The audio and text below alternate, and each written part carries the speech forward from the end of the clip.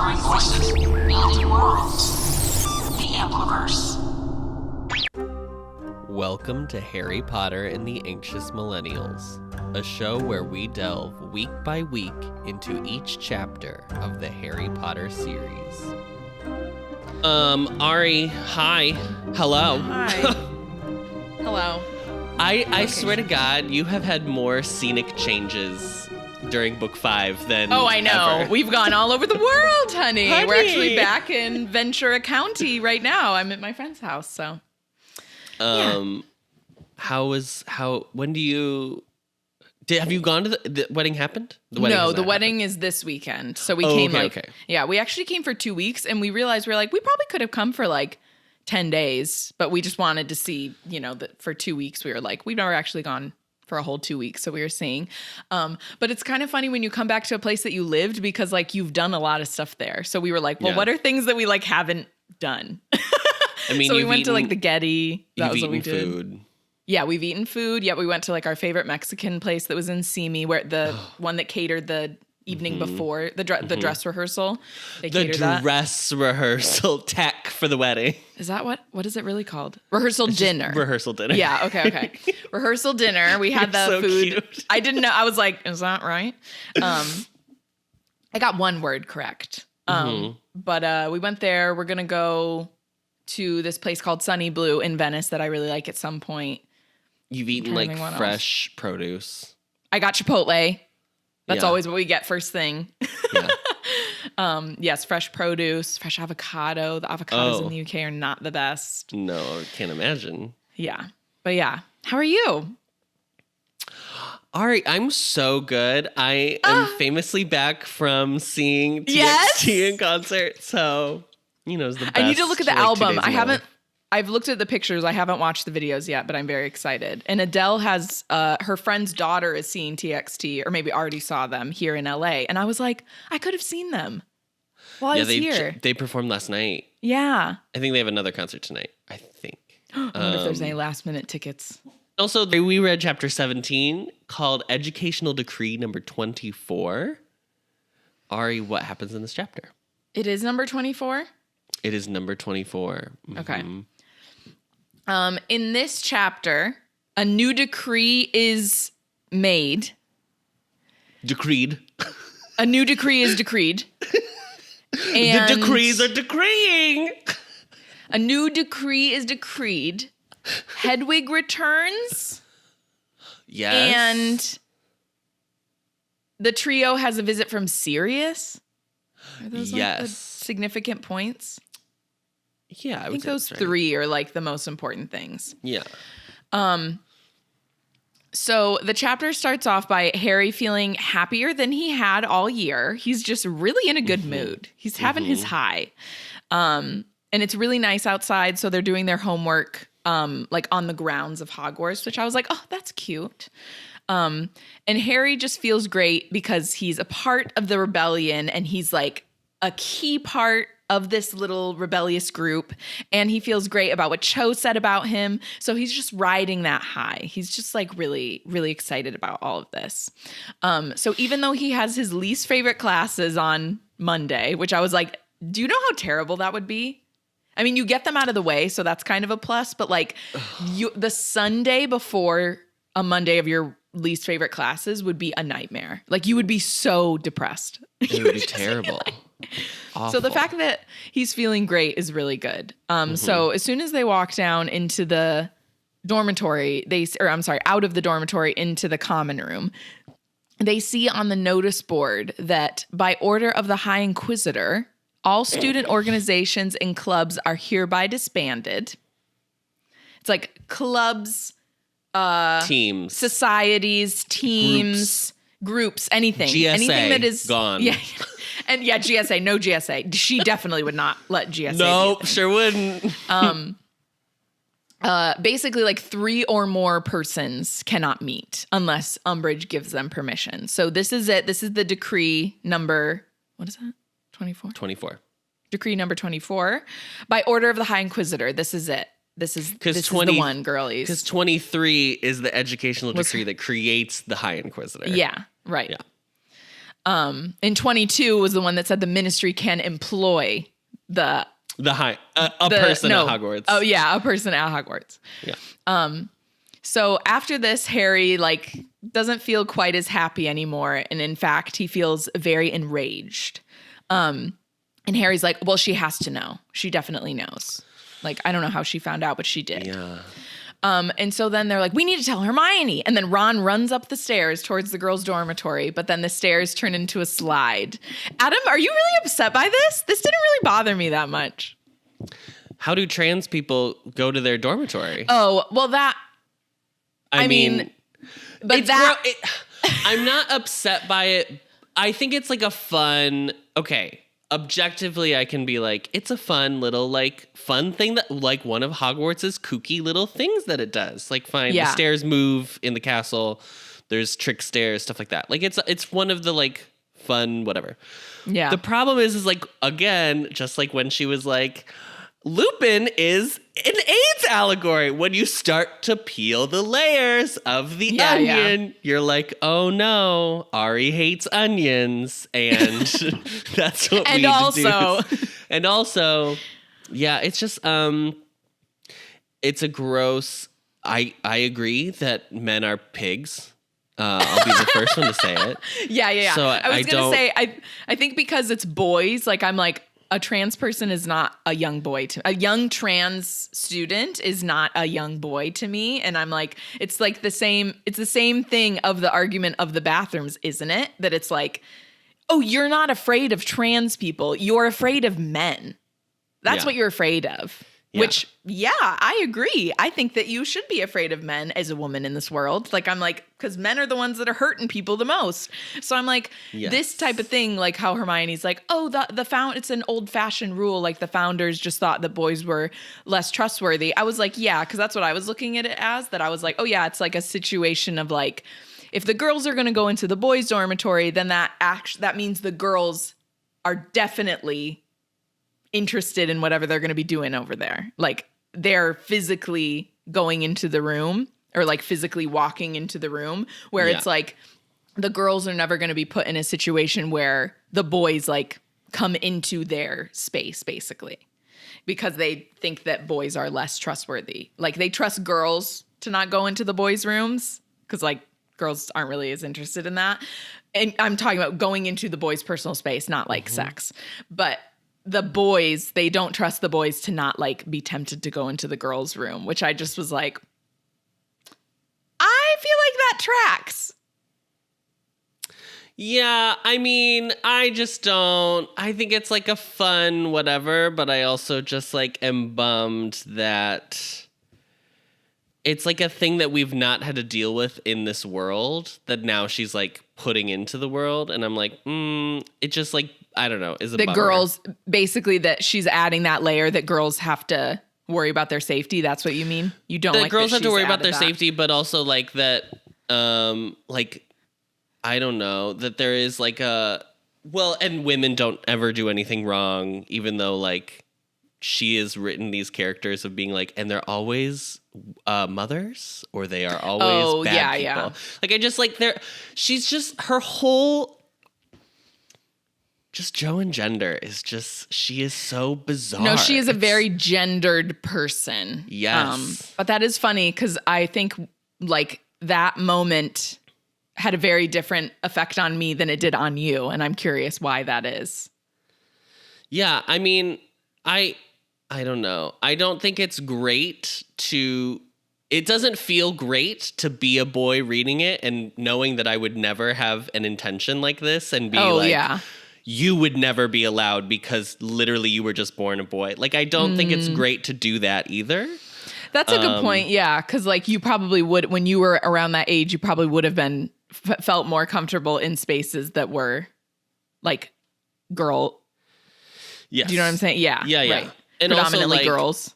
There is a level of this still is not doing anything. It's just telling women. It feels similar. It's not just it, but it feels similar to being well, you shouldn't wear things that would attract men to you. Instead of actually correcting the issue of dealing with men and their urges and trying to make them better people. We're just going to be like, well, let's just make the stairs a slide because men are going to try to do it anyway. So instead of working on men, let's just protect women. And it's like, well, maybe both. Maybe. Yeah.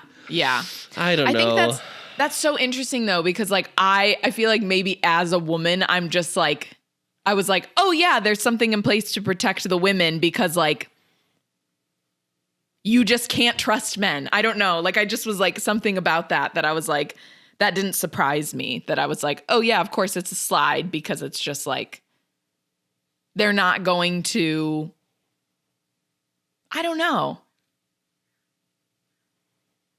I don't know how to explain it. I think maybe to me, I wasn't surprised by that was the way they're choosing to deal with it. Because I was like, a lot of times that is the approach that like you just kind of have something in place to protect women rather than addressing the actual real issue. I more just think like it is ironic that I'm going to say this, but I think it is a slippery slope. That's all I'm saying. I think it's a slippery slope. I wasn't like mad about it. I just was like, ugh, Jo, God, she can't. She's so obsessed with gender. Yeah. She's obsessed with it. It's kind of crazy now reading this series back and just being like, she is entrenched in the idea of like that's roles. Definitely, roles and stereotypes. Yes, yeah. I think maybe that I just know that that's how these books are going to be. So maybe that the shock of it has kind of worn off on me because I just know that she's like that.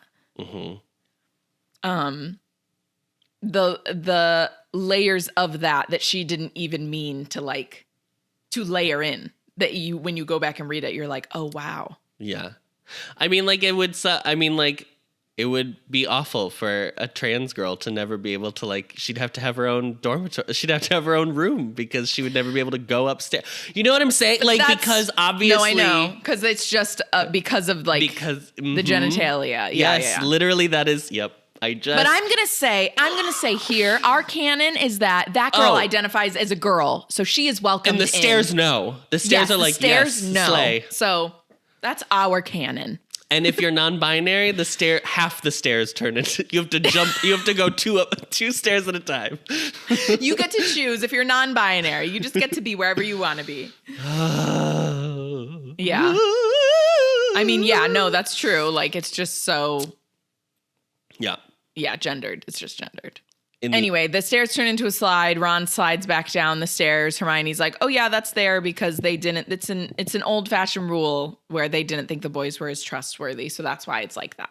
And then Ron's like, well, you can come into our dormitory. And she's like, yeah, exactly. Because boys are less, they think boys are less trustworthy. Women inherently never do anything wrong. See, it's so interesting though, talking about this because in my mind, I was like, oh, okay, it's about like the girl's consent. That's what I was thinking. That's why I feel like it's interesting. But I also think like I understand in the grand scheme of the world that women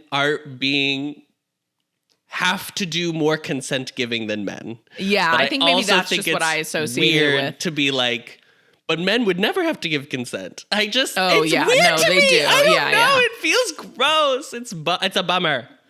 Yeah, I agree because then that. I have to think about it. The problem is like if she never included it, then I would never be thinking about it. Yeah. But like then you putting this in this fun little bit where she's like this fun little thing that Hogwarts does to protect girls. It's like a fun little joke. And now I'm like, well, why do boys not have protection from women just in case that Yeah, no, I see what you mean. And also like, I don't know. Girls can still get raped even if they go over to a guy's house. Yeah, no, that's true. Yeah, even if they want to go up to the dormitory, that doesn't mean they're consenting for that. I just, Joe, you didn't have to. I'm an adult now, and it's hard to not think about some of the stuff that you don't think about when you're a kid. That's all. Right. And also, you're right of like, what message is that sending kids, like boys and girls?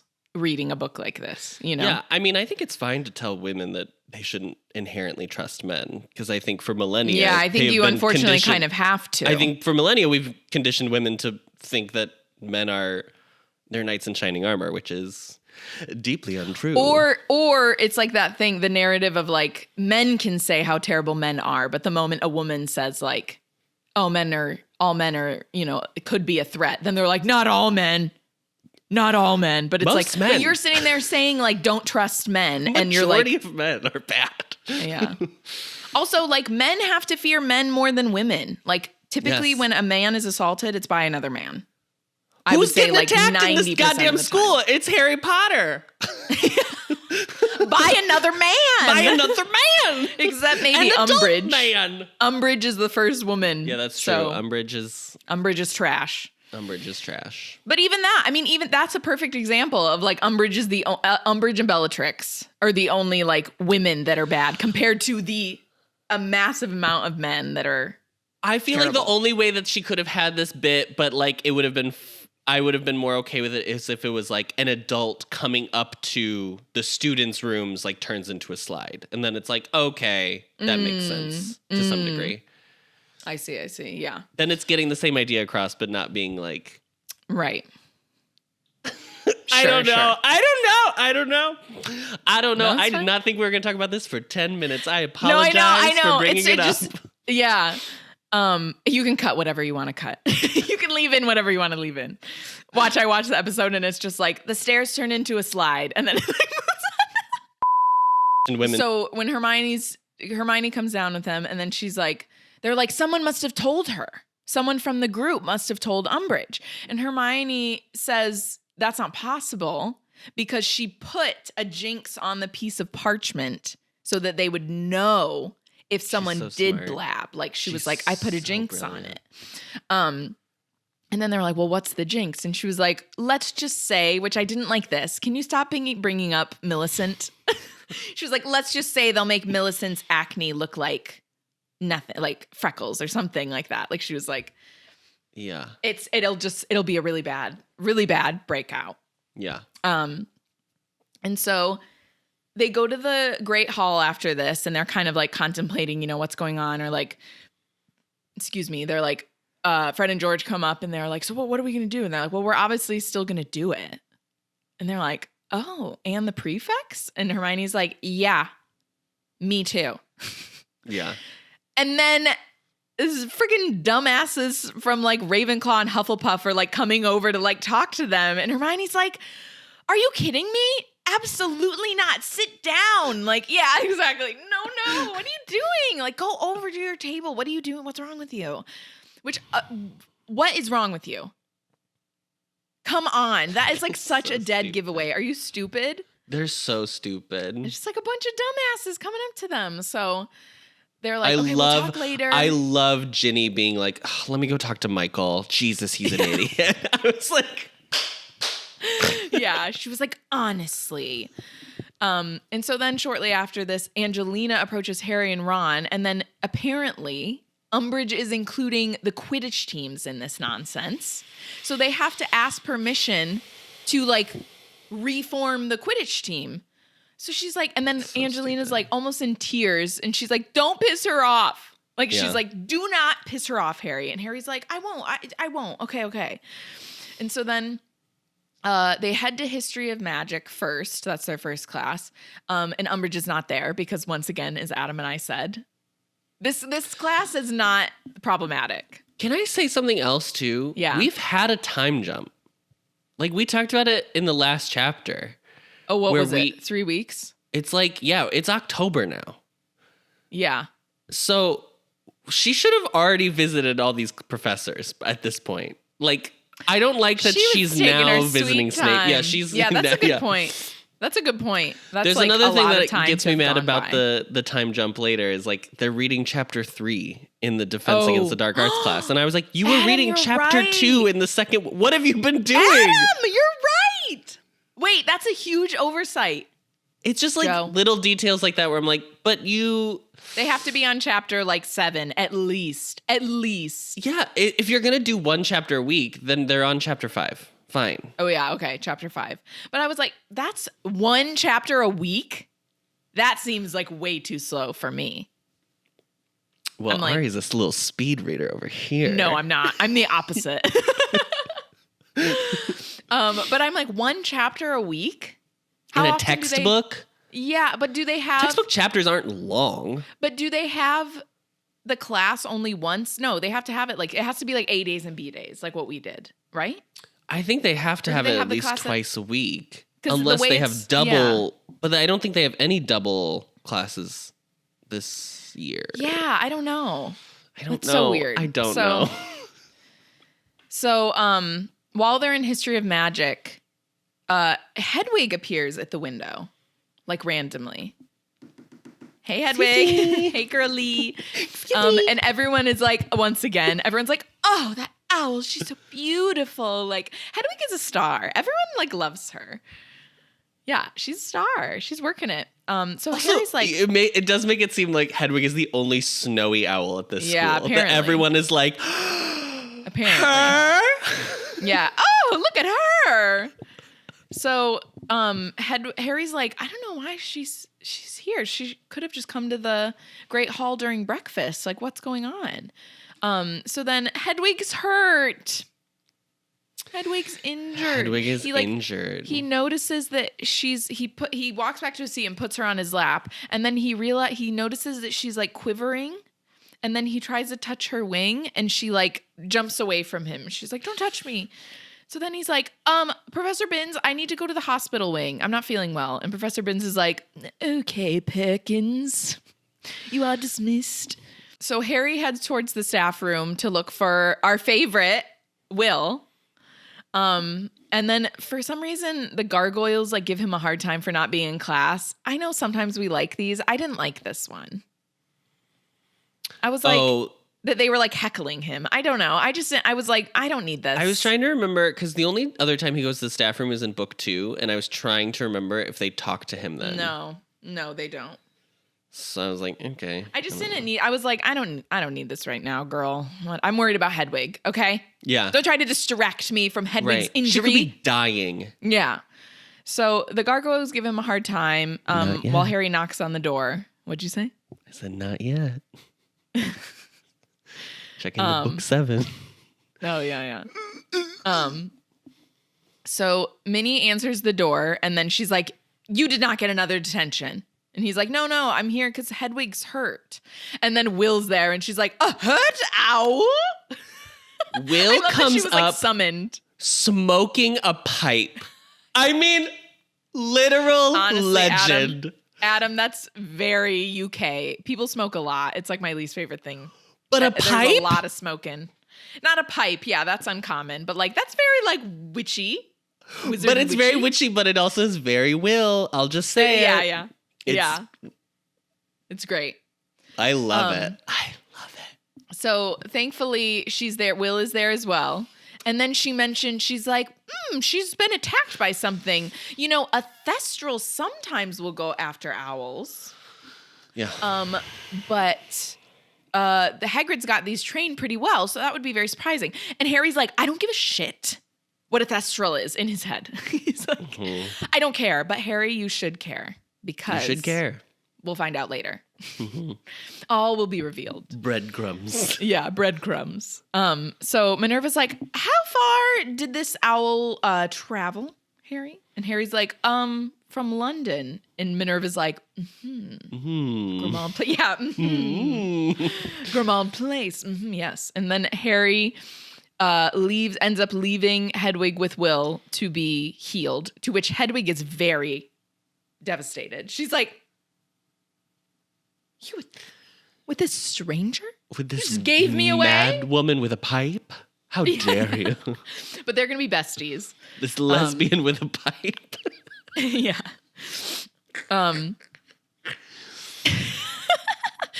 Hedwig got to stay with Will and Peps. Hedwig is living my dream. Yeah, exactly. Hedwig's living our dream. So before Hedwig goes off with Will, Harry grabs the letter, though. Harry goes and hunts down Ron and Hermione, and he's like, oh no, I'm sorry. I forgot this. Right before Harry leaves, Minerva's like, just so you know, the channels of communication going in and out of Hogwarts are probably being watched. Like, there's like a 99% chance they're being watched. So just like, keep that in mind. So all channels of communication. So Harry's like, tells this to Ron and Hermione, to whom both are like, yeah, basically. Like, they're like, yeah, we figured. We were just talking about that. And so then Hermione's like, yeah, so basically any like owl post and the Flu Network is probably going to be watched. But there's no way for us to tell Sirius that before he comes tonight. Right. I love when they're like, we were just talking about that. But girl, Hermione brought it up and Ron was like, oh, do you think so? Yeah, like, definitely. When we say Hermione. we were talking about it, Hermione was discussing it and Ron was like, Ron agreed. I never considered that. And Ron just said, you're probably right. Yeah. So the letter from Sirius just says, same time, same place, via the Gryffindor common room. Mm-hmm. So then they're off to the dungeons for potions. And as they come down to the dungeons, they hear Draco talking very loudly about how Umbridge has already given the Slytherin Quidditch team permission to play. And he's like, she's best friends with my daddy. And so my daddy and her agreed that we could play. Yeah, for real. He kind of is. He's like the male version of Veruca Salt. Mm-hmm. And so he's like, I think that's because my father has a lot of influence at the ministry. And then he's like, I don't think the Gryffindor team will be in much luck for that because they don't really have any influence at the ministry. And then he makes this really terrible joke about people going, I think it's pointed at Harry because Harry's like losing his marbles, supposedly. That's the narrative. Mm-hmm. And he's like, oh, there's a special ward at St. Mungo's for people whose brains have been addled by magic, which elicits a very strong reaction from Neville.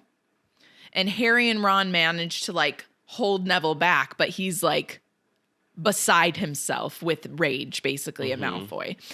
And he's just really going for it. And like Harry observes that Draco is kind of like shocked that Neville is responding this way because it's just very out of character for him.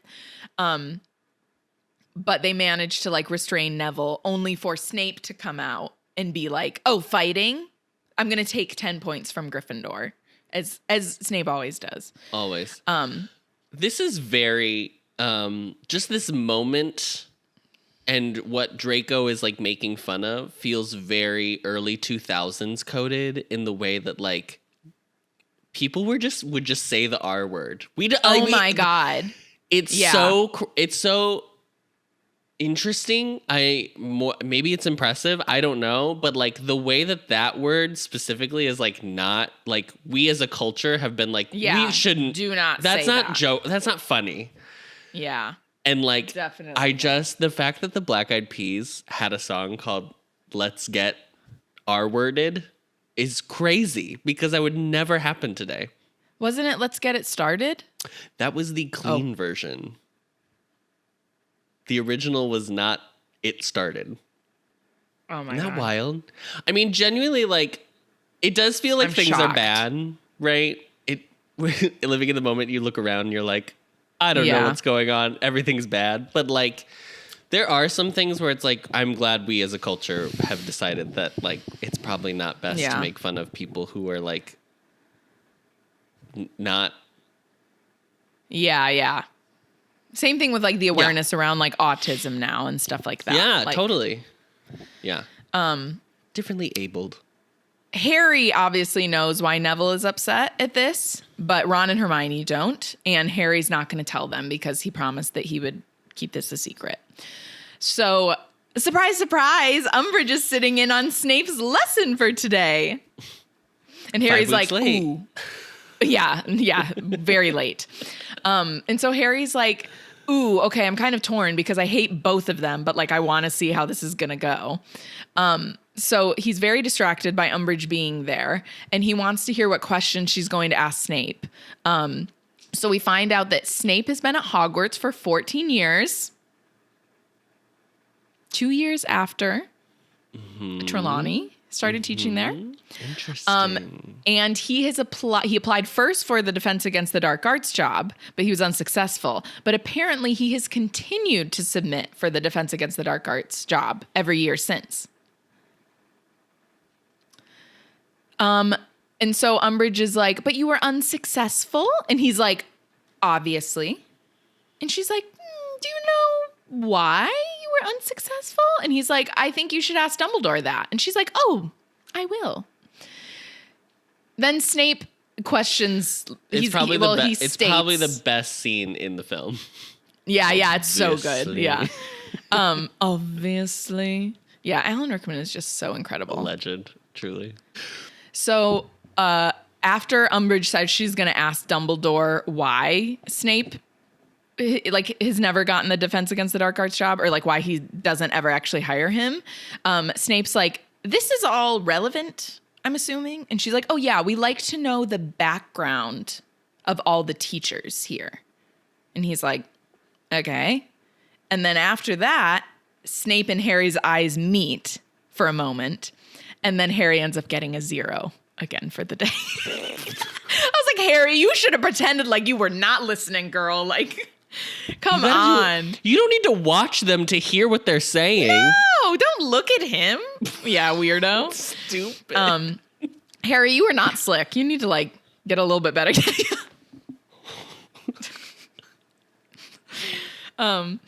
So after potions, Harry and Ron head to divination, even though Harry like kind of doesn't want to go to class, but Hermione's like, well, you already left History of Magic. I just don't think it would be good for you to not go to another class. And he's like, that's true. I can't believe he agreed with her. I know. Yeah.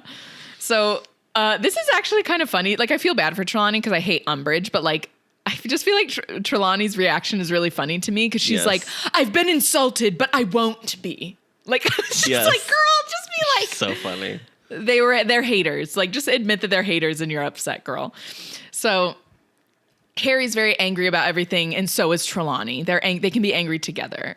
So Harry's like, I think she got the results of her inspection back. And we're like, yeah.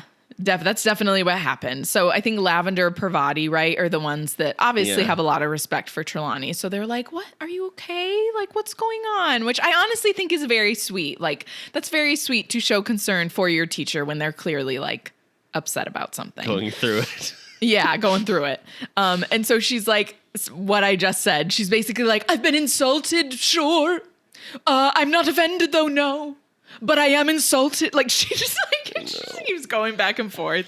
It's so funny. And they're like, who said these things about you? And she's like, the establishment.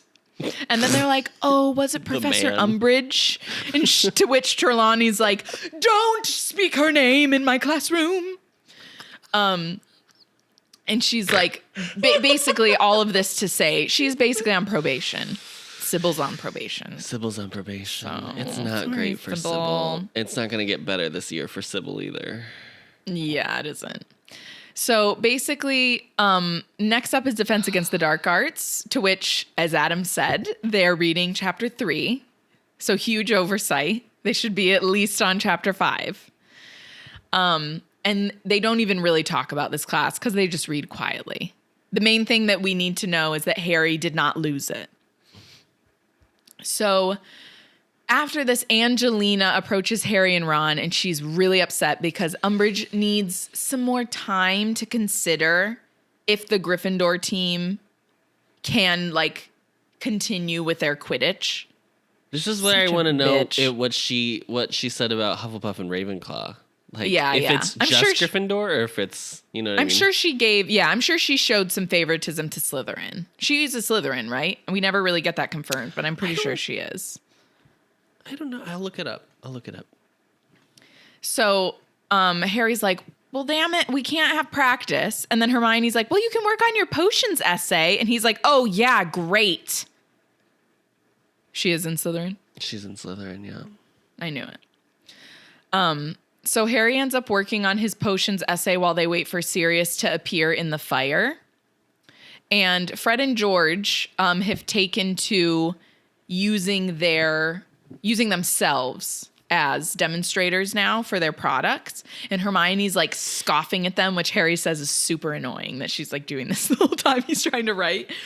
And then they're like, just say something. Like, if they're making you mad, just like say something to them. And she's like, I can't really. Because they're testing it on themselves. So they're not really breaking any rules. And then if other people want to buy them, they can really. Right. Like, They've perfected it so they're not even like harmful now at this point. Yeah. Because it works. Exactly. Who is it? Somebody says Fred and George know their stuff. And I was like, yes. So someone's listening to the pod. The characters are listening to the pod. Listen to this note. I said, Harry says what we've been thinking this whole time, which is actually Fred and George are super intelligent. Like, they are brilliant. Yeah. They're like a perfect example of someone who just like didn't do well in school, but that doesn't mean that they're not super intelligent. It's very like Silicon Valley, like I dropped out of Harvard, but I created Facebook energy. Yes, yeah. It is that. It's giving that. But not nefarious. No, but not nefarious. But not going to lead to the destruction of civilization as we know it. Ugh, scary. So a while later, it's Ron, right, that sees Sirius is just chilling there. Sirius's head is chilling in the fire. And I thought it was so cute how, like, Crookshanks desperately wanted to be near Sirius. Like, that was so cute. Yeah. Mundungus overheard them. Correct. But, so we know how Sirius knows, but that doesn't explain how Umbridge knows. Yeah, because Mundungus find out? was the veiled witch at the bar. Yeah. So Mundungus was disguised as a witch because he's banned from the Hogshead, but he's still keeping an eye on them, and they don't have an invisibility cloak anymore because Sturgis Podmore had it when he was discovered. Right. So someone's got that invisibility cloak. There is something I also do just want to say, like, there's something I don't know. Mundungus could have been dressed up as anything, but the idea that she's like, men dressed as women. Oh, sketchy. Something nefarious is going on. Up to no good. Yeah. Something. Yeah. Also, the fact that it's Mundungus, too, is like, you know what I mean? Because Mundungus is like the one in the order who's like, we don't know about him. He's a little shifty. Yeah. Yep. He's shifty. God. Yeah. So once they start talking to Sirius, he immediately passes on a message from Molly, which I thought was kind of funny. That he was like, Molly, I have a message from Molly for you, Ron. And she says, you're not supposed to join this club. You are banned. What is it? I forbid you. That was what it was. I forbid you from joining any club or society or group that's a special defense against the dark arts group. Not allowed. And she advises Harry and Hermione to not do it as well, but she knows that she doesn't have any authority over them, but she just wants to remind them that she has their best interest at heart. Yes. And then Sirius is like, and make sure you told her I told you, because I don't think she thinks I will. Yeah. Can I go back to Mundungus real quick? Oh, yeah. I'm sorry. He's tailing Harry, but he's already in the Hog's head when they get in there. Could he have apparated in there? Oh, I guess maybe. He saw like they were, but how would he know? Isn't there a sound? Isn't there a sound when you apparate? Isn't it famously how people apparate? There's it's like a noticeable How thing. would he know they were going there? That's what I'm saying. Yeah, because they're not in touch with the students really. Yeah. I don't know. So I feel like it would have been more obvious if it was like after they sat down, then a heavily veiled witch walked into the bar and sat at the table next to them. Then it's like, oh, okay. Yeah. So Sirius, they're like, okay, Molly doesn't think we should do it. But they're like, so you don't think we should do this either? And he's like, oh, no, I actually think it's a great idea. And they're like, oh. And Hermione's like, even if we get expelled? And they were like, Ron and Hermione are like, this was your idea. Ron and but Harry, she just wants to know. She's just curious what Sirius thinks. And he's like, well, I think it would be better to know how to defend yourself, even if you are expelled, than like be in school and not know how to protect yourself, which I do agree with that. Of course. It's like there's a bigger threat in the world right now. Yeah. So it's like, yeah. So they're trying to think of like places where the DA could meet. Like at first he suggests the Shrieking Shack, but they're like, no, there's too many people. Then he talks about there's some kind of hidden passageway, but Fred and George have told them that that's caved in, so they can't really do it there. So they're trying to come up with things like places. They're trying to come up with places to hold the meetings. And then suddenly out of nowhere, Sirius looks and is like startled and then just disappears. And then there's a small grubby hand grabbing where Sirius was, and like Hermione like gasps in horror, and that's the end of the chapter. It's the best chapter ending of this book series. It's such a good ending. It's scary. It's so scary. It reminds me of Multiverse of Madness when like Elizabeth Olsen is like coming through the portal or Yeah. whatever. Yeah, it's so scary. It's so horrifying. Yeah. Yeah, great. That was wonderful, Ari. That was wonderfully done. I mean, truly incredible. It may be your fastest so far. That wraps up this chapter. Next week, we are reading chapter 18 called Dumbledore's Army. And so we're officially, chapter 18, we're in it. Dumbledore's Army, it's here. So I can't wait. We have a review. So we have a review from Jedi. Oh my gosh. Jedi Drea. So shout out to Star War. Star Wars. They say 5 stars for a perfect Newt score. I discovered this podcast a few weeks ago and have been binging nonstop. It's hilarious, and I find myself giggling or shaking with silent laughter every episode. I'm sad I've caught up because now I have to wait each week for new episodes. Loving the podcast. Thanks for the laughs, and as always, Knox. Thank you so much. Oh my God, she knows the lingo, or they know the lingo. Yeah. We love. Thank you so much. That's so nice. We love the kind words. Thank you. We love hearing what you guys think. You can find the podcast on Apple Podcasts, Spotify, Stitcher, or wherever you find your podcasts, as well as video versions on the Ampliverse YouTube channel and on Spotify. As always, just like Jedi Drea, don't forget to rate, review, and subscribe so we can get a perfect Newt score. 5 stars only, or else grubby little hands will claw at you in the middle of the night.